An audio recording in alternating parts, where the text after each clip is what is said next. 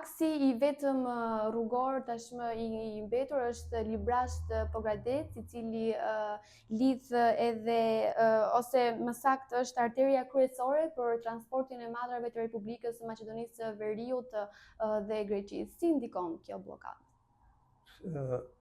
Ky korridori 8 ka qenë gjithmonë një korridor i cili është studiuar shumë herët, që në momentin e parë që ka filluar për të ndërtuar, por asnjëherë nuk u çuar në nivelin dhe në elementet sigurisë së dur dhe të ndërtohesh brenda parametrave të mirë teknik, duke parë kushtet, trajektoren e rrugës, zonën ku ishte ndërtuar, fluksin e madhër gjithë me radhë. Në këtë këndvështrim ishte kjo arteria e re, e cila nuk po mbaron akoma, ka kohë që ka filluar, siç e kemi ne fillojmë sot dhe vazhdojmë kur të mbarohen, kur të plagët do mbarohen të rrugë.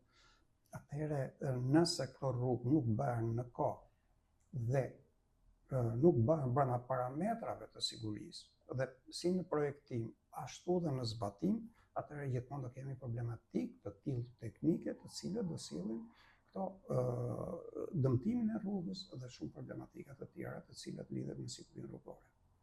Brenda vitit 2027, Shqipëria supozohej që të mbyllë negociatat për antarësimin në Bashkimin Evropian dhe të integrohet në vitin 2030. A mund të bashkohemi ne familjes evropiane me këtë pasiguri rrugore? Ne nuk kemi vetëm pasigurinë rrugore.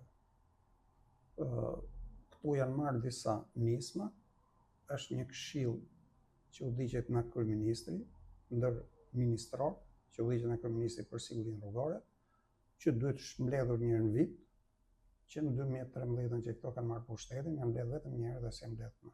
Pra, sigurinë rrugore e shikojnë një statistik apo dhe aksident rrugor, shikojnë vetëm si një statistik dhe asgjë më shumë. Për sa kohë do shikohet si statistik, po jo si kujdes për njerëzit, atëherë ju e kuptoni që sa afër apo larg do jemi ne nga siguria rrugore që ofron Bashkimi Evropian.